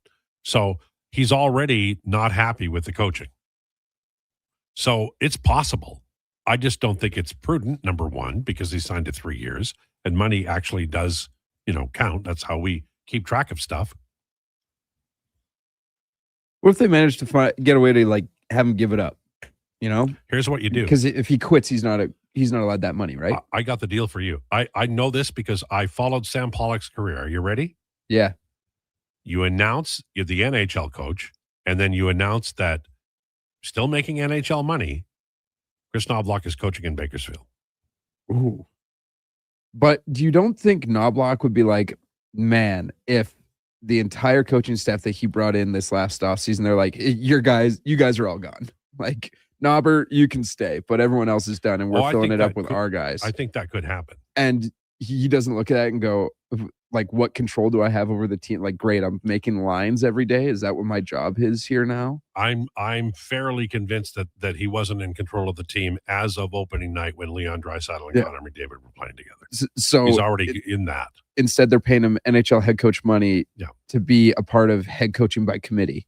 Right. But he has to go out and take the brunt of all this stuff. Absolutely, but he's getting paid real well to be that. Would you take, how much is he making? I think it's a little over 2. Okay. Would you take $2 million a year to listen to Speck and Gregor and Rashog and who else is down there? I take less than $2 million a year right now. Maddie, barely. Bob down there now. Asking about the AHL team. Come on now. You'd take that. You'd take $2 million. I don't know. It sounds like a raw deal. If they were like, your job is to sit here and like be our scapegoat, essentially. You're the one that has to go out and answer all these questions to all the people. But they're not 100% your decisions. Well, there's could be Bowman's decisions, there's Coffey's decisions, there's this, that, the other thing. But you could be Jay Woodcroft and still looking for an NHL head coaching job. I don't know. He looked pretty happy walking down the hallway yesterday. Hey, by the way, Jay Woodcroft, since he left, 22 openings, interviewed for 4, got none of them. He's a smart guy, though. I'm telling you, smart guy. He's the one guy who used Bakersfield Condors in the NHL effectively. All right, 116 on the way. Jason Gregor at 120, and we'll have declinations coming your way at 140 with Declan talking MMA, I think NFL draft, and other things. Lowdown with Lowetide on Sports 1440, brought to you by Wolf GMC Buick. Who's that working on the underground utilities over there? All-Star Construction, that's who. What about the street lighting? Yep, All-Star Construction. And directional drilling, hydrovacking, neighborhood renewal, and telecommunication work? Yep. Since 2009, All-Star Construction has been doing all that and more, shaping and building Edmonton communities for land developers all around Edmonton. That's what All-Star Construction is all about. Get the Lowdown with Lowetide. Weekdays from noon to 2 on Sports 1440. He's seen it all and then some. From stats to stories, he breaks it down like no one else. Proud to be Edmonton's sports leader. Sports 1440. Nothing beats getting a deal at McDonald's. Why? Because you get a deal now. And a deal later. Redeem an offer from the latest mailer or on the McDonald's app and dig into instant savings. Plus, you earn points towards free McDonald's. Now that's what I call a double whammy of deals. Why does that keep happening? Deals sent right to your door. Check your mailbox for the latest McDonald's mailer loaded with delicious value. For a limited time at participating restaurants in Western Canada. You matter. Your mental health matters. And you're braver than you think. Not Alone is an organization focused on creating a space of acceptance and support through tough, meaningful conversation. Use code 1440 for 15% off at notalonecode.com. It's okay to not be okay. Measles outbreaks are occurring in Canada, including Alberta.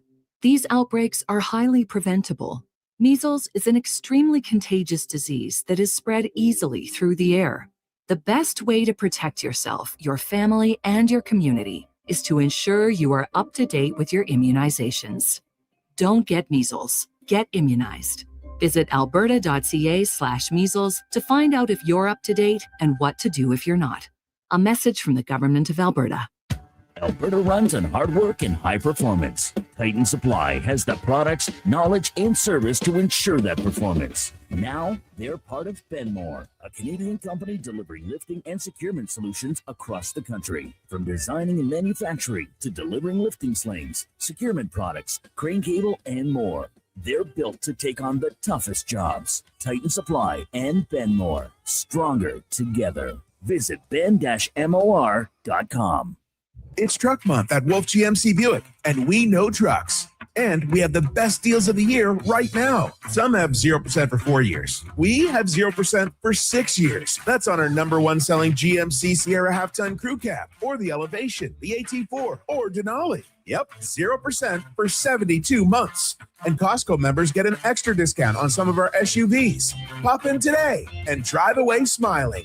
Wolf GMC Buick. We're making it easy.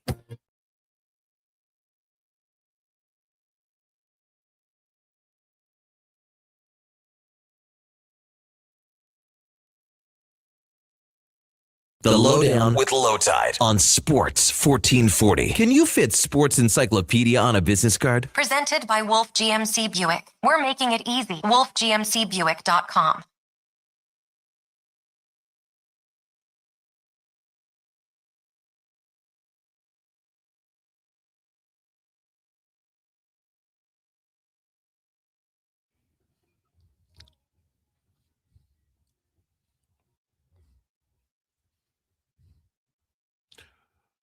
This is the Lowdown on Sports 1440, brought to you by Wolf GMC Buick. It's Truck Month. Check it out, wolfgmcbuick.com. A beautiful day after a tough night. Our headliner is Jason Krueger. Playoff season is here, and the last thing you need is debt stealing the thrill. A free consultation with a local Faber licensed insolvency trustee could be the turning point. Visit faber.ca.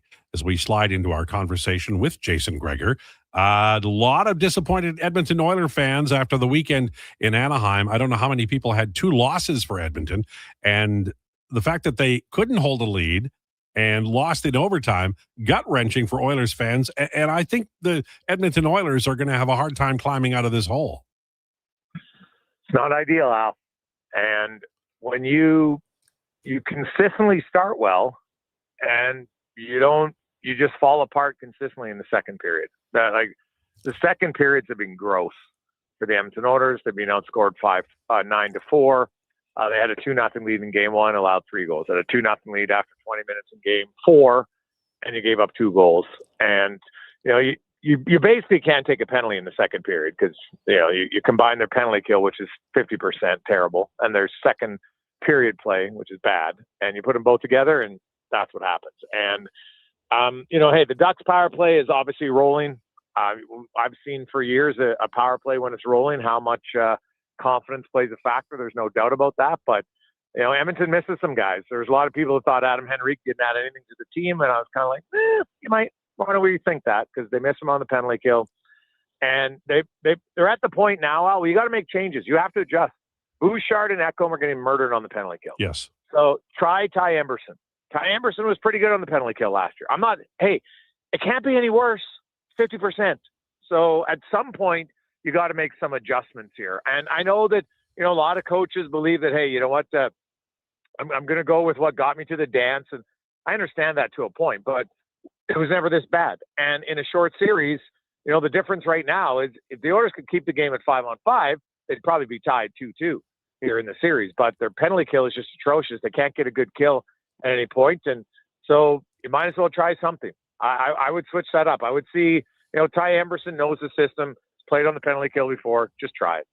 You mentioned Adam Henrique. I had a conversation with a lot of Oilers fans before Game 1. They were upset that Josh Szymanski wasn't playing, and I like Szymanski a lot, but that's 2 games in a row where he's taken an unnecessary penalty, and it's resulted directly in a goal against on the power play, on the Anaheim power play. Now, obviously, you want your penalty kill to be better, but you can't take those penalties, and especially as a rookie, you really need to, stay on the ice and not be a problem, and those 2 goals against were a problem on the weekend.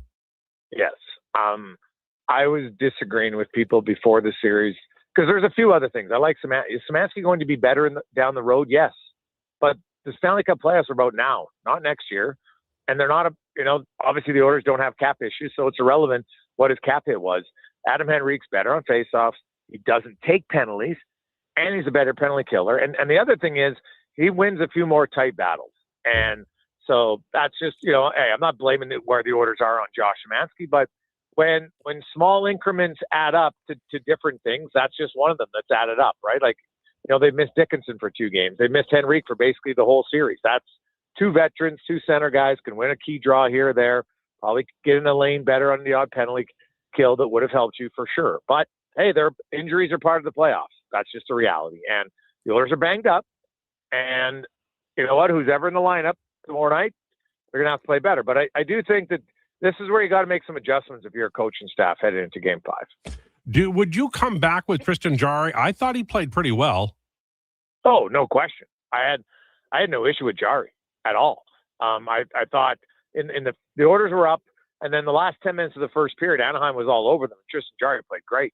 And then in the third period, he made some key saves that got them to overtime. So I'm going back to Tristan Jarry for sure. I didn't have, obviously the overtime goal is very unlucky, but I didn't have any issue. I thought he made some decent stops. I had no problem with his game. Yeah, for me, this is a situation where for the Edmonton Oilers, as much as people are angry, you win Game 5. As you say, you've got to make some changes, but you win Game 5, you take fewer penalties, and you get back to Anaheim. I know it's a tough sledding, but I'm not going to count out this team. They have a lot of pride and they have a lot of pedigree. Maybe being down 3-1 scares them straight a little bit, Jason. Well, they've got to win 3 straight. And if you look at in 3 of their last 5 playoff series, they've won 3 straight against one team. They won 3 straight against Florida in 2024 Stanley Cup final. They won 4 straight against the LA Kings last year in the first round. They won 4 straight against Dallas in the conference final last year. They can go on a run and win 3 or 4, but that's in the past and that's not now. So are they capable of it? Sure. Will they do it? I have no idea. I didn't think they were going to get swept in Anaheim this past weekend, but hey, give the Ducks credit. The Ducks have played well. They at times look like a more disciplined team. They look like a more experienced team. They look quicker, and the Oilers were the second fastest team in the NHL. They got to play faster in my eyes. So there's lots of areas that they can improve. They're not out of the game by any stretch of the imagination, right? It went to overtime. They had 2 leads, a 2-0 lead, and they had a 3-2 lead in the third period. They've got to show the ability to just clamp down when they get a lead. Yeah, that's all fair. The goal, it was a goal. I think that everybody's pretty much agreed on that. I know there's a lot of upset about it, but there's no way they could call it from the ice unless they felt like Ryan Poehling was the guy who was the referee on the play. That, for me, is the objection, not necessarily that the goal wasn't a good one. What's your take on the goal in overtime? Well, I think it's clearly a goal. The official in the corner. Now, I'm not the official on the corner. Could he have seen that puck on the goal line come across? Very much, very possible. I don't know what is. I saw the still shot. Still shots do nothing for me. I'm sorry. Don't give me a still shot to try to prove your point in hockey that's fast paced, because the guy could move 3 feet, in a few seconds of the still shot. But so they call it a goal on the ice.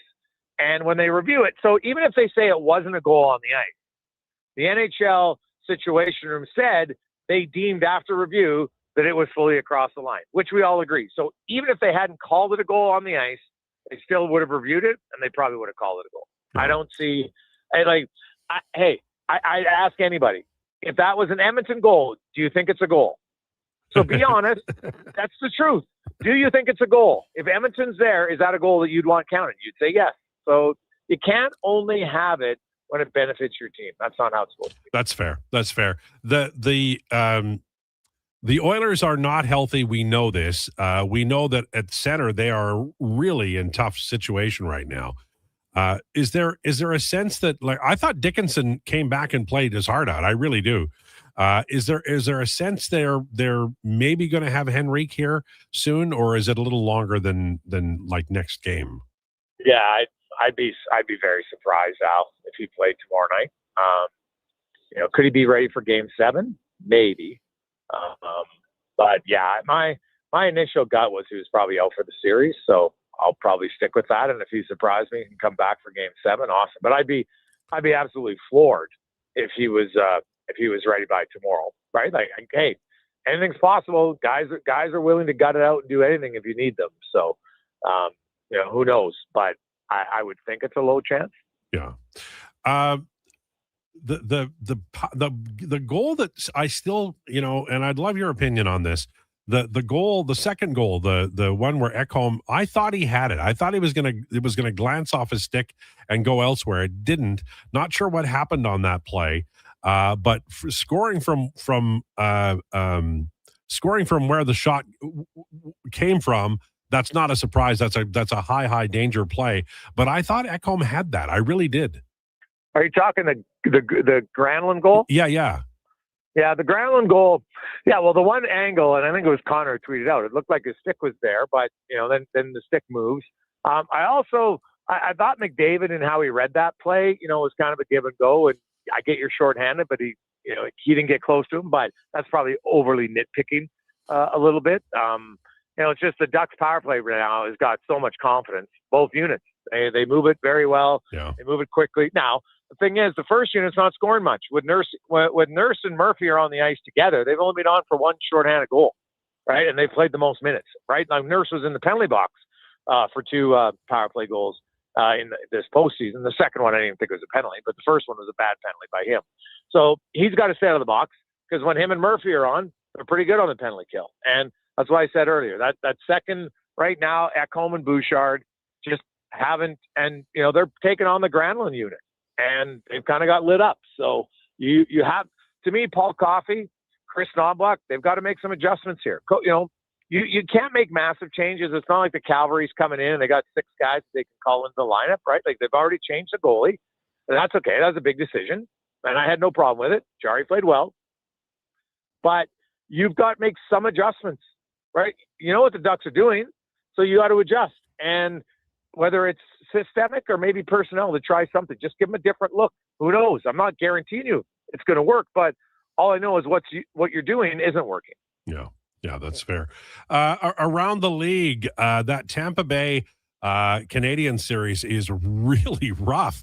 And I'm like, there's some, hard hits there maybe that aren't getting called, and some softer ones that are. A little inconsistency there too.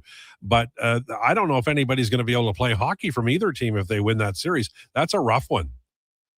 Very physical, very aggressive. It's kind of toned down a bit the last few games. There's definitely not as many little waste of time wrestling scrums, which is nice to see. They're just playing hockey, and Brandon Hagel's played great for Tampa Bay in that series. Montreal's had lots of guys step up. It's you can't get much closer than that series has been, right? 3 games to overtime, in this last game, another 1-goal game. I don't count after that. So I look at that one now. It's the best of 3. I can't tell you that I feel any more confident. I didn't feel great before the series. It was kind of a pick'em series to me, and all the 4 games have shown me it's still a pick'em series there. So, if you're the Buffalo Sabres, you want to win because like Montreal and Tampa, they get an extra day again due to arena availability. So, Buffalo could win and be done, and that the Habs and them, you're going to get 3, 4, maybe 5 days off. in between. So that could be a real benefit for them. We know Carolina is off. That's why I think the Flyers want to try to end that series. I'm not even sure it's going to matter. I think Carolina's probably going to spank them or Pittsburgh, whoever gets through.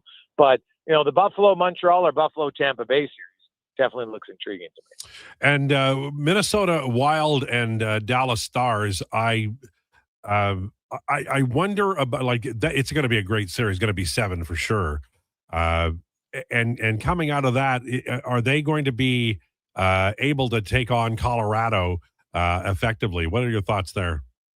Well, Dallas has got to figure out how to score 5-on-5, right? That's what's killing them right now. Well, not killing them. They're 2-2, but that's their big problem. They've got to figure it out. Minnesota's done a good job. That series hasn't, like, there's obviously the Trenton hit. Like, there's been some big hits, but it hasn't been, as much of a knock 'em down slobber knocker like we've seen in Tampa and Montreal, and definitely in Carolina, Ottawa. Like, who would have thought that Carolina, Ottawa would have been as nasty as it was for 4 games? That was very unexpected to me. It's great hockey. It ended too quickly because the Senators just simply couldn't. Well, 2 players scored. That's it. It's wild. Yeah. Second fewest in NHL history. Only Minnesota Wild. They had 1 goal score back in 2002, 2003 in the old dead puck era when they had 3 shutouts in a row, and then they scored 1 goal in the 4th game. Crazy, but Andrew Burnett was the only guy who scored that whole series. But I look at Carolina. I think they're good. Colorado obviously got over LA. I don't think that surprised many of us. They're just a better team, and I think we kind of saw the official changing of the guard now. Anze Kopitar retires, great player, Hall of Fame career. When he's done, I don't think there's much debate on that. But this symbolizes, I think, a change, and they got to play more offense. Not that he's the reason, because he could produce, but the Kings, now this is going to be Panarin's team and Byfield's team, and they're going to have to be more offensive because what they're doing does not work. It doesn't work. Like, just look at their playoff series. That they haven't won a playoff round since they won the Cup in 2014. You can't win playing sit-back defensive hockey like the Kings. Yeah, that sounds about right. All right, what's coming up on the show today? Well, we'll talk lots about goaltending. Kevin Woodley, of course, will join us right off the hop. We'll look into the orders. I got some other areas that I think they're going to have to change. Like, you're able to make a change as a coaching staff for some systemic issues that I think have become glaring issues. So we'll look at that. The Raptors are back in their series, Al. They were down 2. They won both games at home. It's best of 3 now. And we'll even talk a little Blue Jays as slowly they're starting to maybe show a pulse. Now I got the Boston Red Sox and the new manager coming to town. Man, that's pretty wild, too. All right, Jason, look forward to the show. Thanks, man. Have a good one. There you go. Jason Krueger, live on the radio at 2 o'clock today. Get his opinion on the games and what they have to do. Interested in hearing. He talked a little bit about some of the changes, Emerson on the penalty kill, and there'll be more coming up on the Jason Krueger show at 2 o'clock today. On the way, it's Declinations and Mama MMA and a few other things, too, if we have time. I'd like to ask about the NFL draft, if we have time, only. All right. This is the Lowdown with Lowetide on Sports 1440. We're brought to you by Wolf GMC Buick. For many families, the stress of divorce can throw your life out of balance. The loss of a relationship, ongoing conflict, mounting legal bills, and uncertainty about the future can feel overwhelming. Hi, I'm Corey Anderson with Fairway Divorce Solutions. At Fairway, our team helps you restore balance through mediation, negotiation, and a unique step-by-step process. With 2 offices in Edmonton dedicated to serving your needs, our goal is simple: to help you navigate a path back to peace and clarity. Visit us today at Fairway Divorce. Bringing every project to life requires the right team. By joining the Japa Machinery Group service or sales teams, you can be part of setting a new industry standard. Celebrating a legacy of excellence with Japa. Learn more at japamachinery.com. Big guests, bigger takes. Jason Krueger brings the names you know and the stories you don't. Weekdays, 2 to 6 on Sports 1440. Don't miss a minute of the action. Edmonton's sports leader, Sports 1440. Hey, Gary, is that your dad? No, this is Evan, the new sales rep I hired. Oh. First impressions matter, but when hair loss takes over, it can feel like you're not being seen for the maverick you truly are. Hi, I'm Dr. Vance Elliott. At Advanced Hair and Skin Surgery, we know that hair loss is more than just a cosmetic issue. It's personal. Let's discuss all the cutting-edge options available so you can make a great impression every time. Book a free consultation today at drvanceelliott.com. Canadian Tire's Big Spring Tire Sale is back. Save up to 25% on quality tire brands including Continental, Michelin, Motomaster, and Pirelli until May 21st. Conditions apply. Details online. It's Truck Month at Wolf GMC Buick, and we know trucks. And we have the best deals of the year right now. Some have 0% for 4 years. We have 0% for 6 years. That's on our #1 selling GMC Sierra half-ton crew cab, or the Elevation, the AT4, or Denali. Yep, 0% for 72 months. And Costco members get an extra discount on some of our SUVs. Pop in today and drive away smiling. Wolf GMC Buick.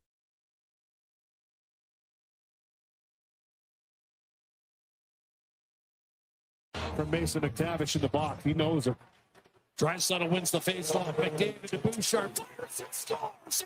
It's regained the lead. The world turns once again. Bouchard. His first of the series. The Oilers up 3-2. And similar to the Gauthier goal, this is a laser. Face-off play. Just about him. Into the home straight. He's got over a minute, or just under a minute, to do this. He can do it. Come on, Sebastien. You can get this. History in the making. Under 2 hours. Nobody's ever done this. They said it couldn't be done. Sebastian Solé is going to break the 2-hour mark. He's going to win the London Marathon in incredible style. An historic performance. 1:59:30. Absolutely incredible. I've never seen anything like that. What a finish. That you would say is unbelievable, but we've just seen it. And Kajelcha was probably under 2 hours as well. Paul is just confirming to me in second place. There he is. The two men.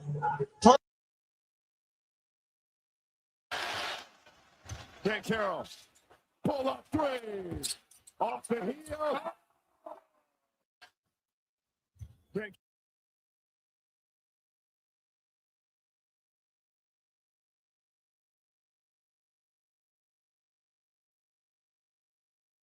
Here's the Lowdown with Lowetide on Sports 1440. Presented by Wolf GMC Buick. We're making it easy. WolfGMCBuick.com.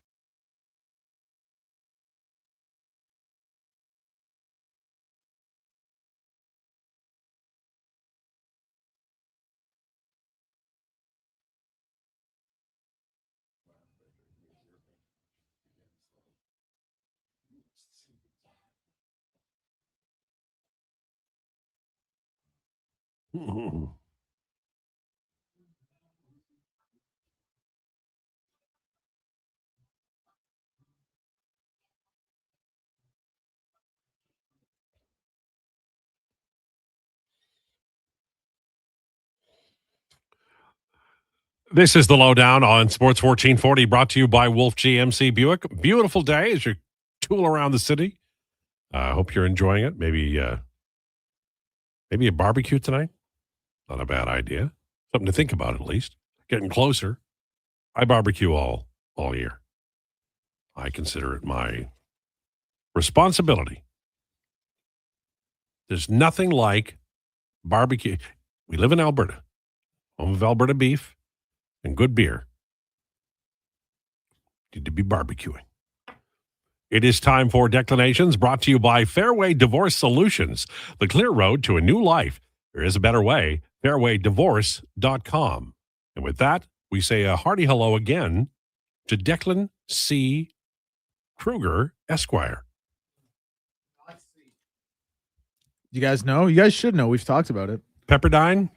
Paulo Luca? Josh pulled the mic, for anyone who's not watching on YouTube, Josh pulled the mic to his face like he knew. I'm pretty sure I knew this. Dean Thorpe? No, that's the man. That's the news guy at CFCW. Quacker. No. Dean is a Monsignor. part of it, though, isn't it? No, Dean. No. All right. Well, Okay, hold on. I got it. Ian Thorpe. I got it. It's Ian, it's- though? Is that? It's Freckles. No. Dude, what is this then? Yeah, so when I made my Facebook name, which is what you're referring to. So for anyone, my Facebook name is Declan Ian Thorpe Krueger. Made that when I was a kid. Ian Thorpe was my favorite swimmer. One of the best swimmers ever, by the way. All right, His nickname was the Torpedo. That's pretty Australian cool. cat. I actually, I know this too. He was cold. He won the race of the century against Peter Van den Hoogenbaan and Michael Phelps. Oh, back in it's 04. Hoogenbang. What does it start with again? I have two. One starts with a D and one starts with an M. It's the Catholic one. So it'd be Michael. That's one of them. And then what does it start with? D. Yeah. Oh, David. No. Drew. No. Ding. David. No, wait. We just no. still not. I Still not David. never mind. I'm out. Okay, this past weekend. No, it's not Daryl. All right. This past weekend, Aljamain Sterling and Yusuf Salal. Try and buzz through this one kind of quickly because it was, with all respect, listen, it's a good main event. Aljamain Sterling is a guy, former bantamweight champion, has gone up to featherweight. Outside of the loss to Mosfar, has done well there. This is kind of a win that keeps him in title contention. I don't know if he can beat the elite 145ers, the Volkanovskis, the Mosfars. He obviously already lost to Mosfar. Yusuf Salal, who he beat in this main event, by the way, this was kind of his chance to have a bit of a coming out party. So for anyone who doesn't know, he had a stretch in the UFC where he went 0-3-1.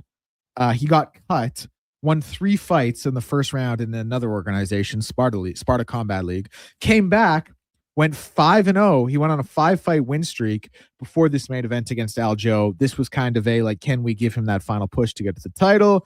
Didn't work out. Aljo went and won the fight. So Aljo, like I said, he's going to keep himself firmly in that title conversation. Yusuf Zalal, I like what he does a lot. He's a good fighter. Just, I guess, a step kind of below the elite. And Aljamain actually might even be, I know he's a former champ at bantamweight. He might even be a step below the elite at 145. So maybe Yusuf is 2 steps below. He's still, I want to double check his age here because he's not, he's 29. So you know what? He's young. He's got some time to kind of right ships, figure things out. Big spot for him. He couldn't get it done, but good scrap. Aljo did what he had to do to win. You got to respect that. Okay. All right. Do you have more? No, I mean, it's the card wasn't that great. Norma Dumont, Justin Edwards, co-main. Alex Hernandez lost against Rafa Garcia in a fight that's it's fun, but do you given the rotation of it, is there one big fight night a month or so, or? Well, so they do fight nights so what they'll generally do is they'll do a numbered event, which used to be pay-per-view. Now it's not with the Paramount Plus deal. They'll do a numbered event once a month, generally once every 6 weeks, maybe, kind of thing. And then they'll fill the rest of the spots with fight nights. And quite frankly, it's just they have to give a product pretty much contractually because of the network, essentially. I'm not breaking down the intricacies of it, but it's just kind of been a diluted product for a couple of years now. And yeah, I've harped on it so many times. I don't want to keep. Well, I know you have, but is it can they get back to the golden days? My personal opinion is Dana's heart's not in it. And I also think I've never been a big Conor McGregor guy. Right.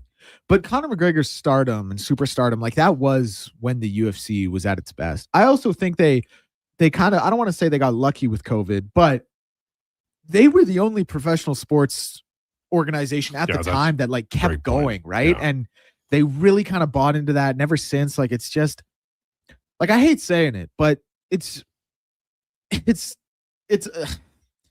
just a diluted product. What can I say? It's not there are too many fights with not enough UFC quality fighters. And even if you enjoy the fights and find entertainment in them, which I do, I think it's hard to get invested in some of these guys long term because you have so many people who are going to fight out a 4-fight contract and then be gone. Mm-hmm. And I also think there is some very real to be said for the fact that Dana's heart's not in it. He doesn't promote it the same. He just doesn't have the same passion for it as he did even 3-4 years ago. And that's very evident, not just in the quality of the cards, but in the legitimate way he goes about promoting the events. And is the handling of the actual athletes better or worse than it was? I mean, I think it's probably about the same, but there seems to be a little bit more of an emphasis on it. Fighters are never going to unionize, I don't think, because it would have happened by now. Yeah, so and also it doesn't benefit you if you're at the top rung. Yeah, that's kind of the thing. There's no incentive for the top guys to go, help. And you work hard out to get there, right? Yeah, you do. Yeah, and I think more so in fighting than a lot of other sports. I really believe that fighting is a sport when you make it to the top, you really kind of almost feel like you've been owed something more than other sports. And I think that's because of what a grind it is to get there. How many training camps, how many nights of cutting weight when you were making $4,000, how many rounds of sparring, how many slugfests did you have to go through? that I think there's maybe kind of a belief or tendency, and I don't want to speak for any of the fighters, but I think there's maybe kind of a belief or tendency that they're like, I put all this work in doing all that bushnick to be where I am. I just think there's a very real thing where they're saying, like, I don't want to make it better for those below me. Right or wrong, maybe I'm speaking out of turn. That's kind of the sense I have, because there's been nothing done to unionize. And these guys at the top could have, and they just haven't. So that's kind of where I come out on it.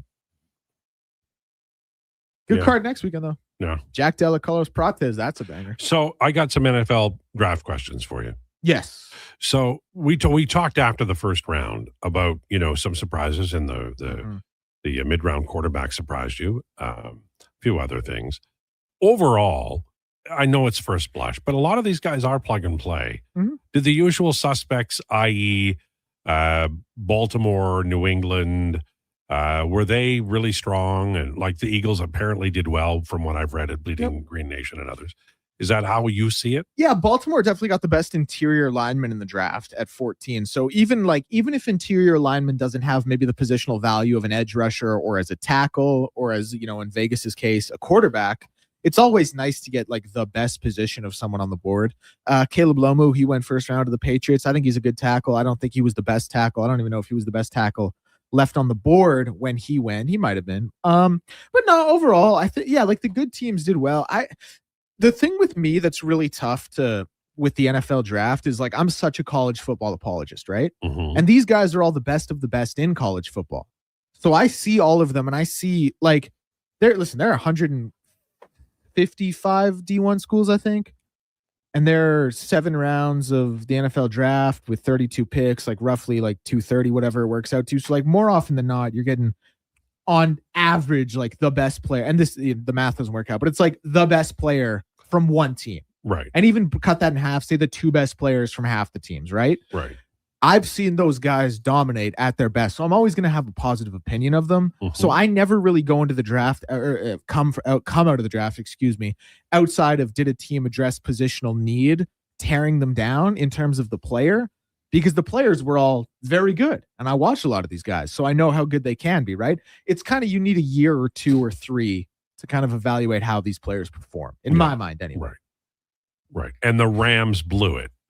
That would be one. Yep. The Rams. Yep. They blew it with ties. It just doesn't make any sense. Your quarterback, I know he's a little bit older. He just won MVP, but moreover than that, because he is old and you want to plan for the future. Sure. You guys are as close as any team to being a Super Bowl contender. Like, go out and get a player that can address a need you need right now so you can still compete.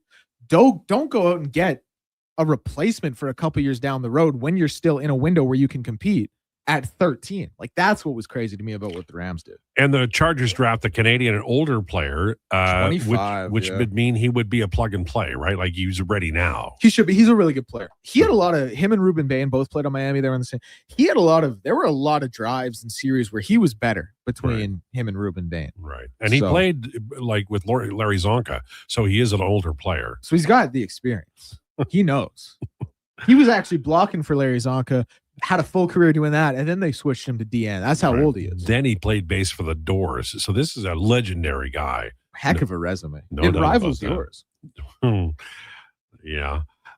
So tomorrow, I just, it's funny when you look at this Edmonton Oilers team and what may come. I did not pre-plan to talk off-season beginning April 29th. Could be the new world order.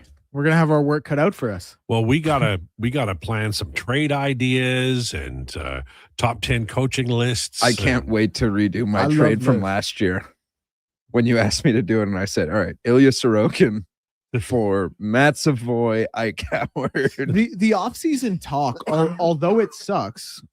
Maybe I could have turned the mic off. No, I moved away. You're good. The off-season talk, although it sucks because the Oilers aren't playing, can sometimes be easier convo, like easier to prep. And there's more, like there's already like today has been, people they're mad, right?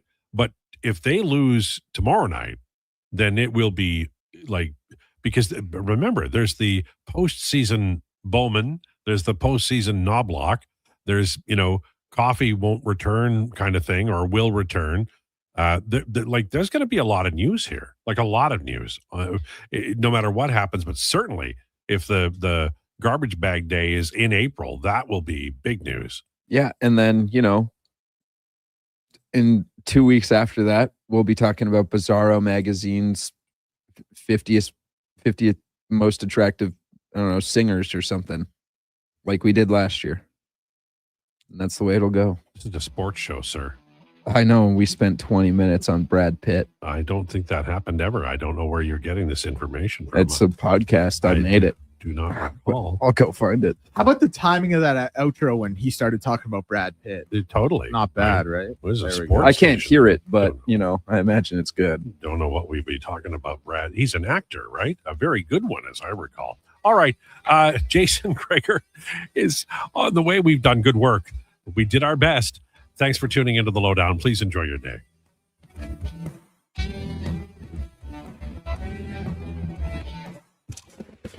This is a Sports 1440 update.